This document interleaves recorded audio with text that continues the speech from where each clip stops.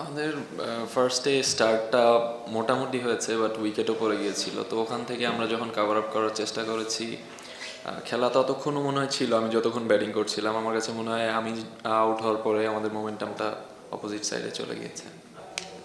হ্যাঁ, positive match up ছিল, আমার জন্য অবশ্যই ইজি হইতো, বাট আনফর্চুনেটলি আমি ফিনিশ করতে পারিনি। এটা তো দায়ভার আমারই।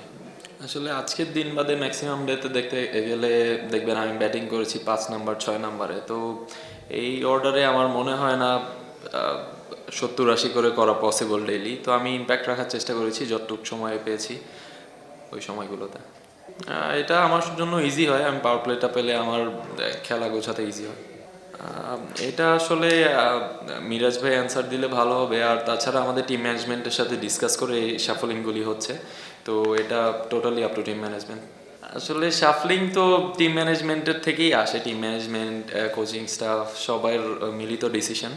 তো আমার মনে হয় এরকম চেঞ্জেস আসতে থাকলে তো অবশ্যই এখনও সেটেল হয় নাই আমার যেটা মনে হয়।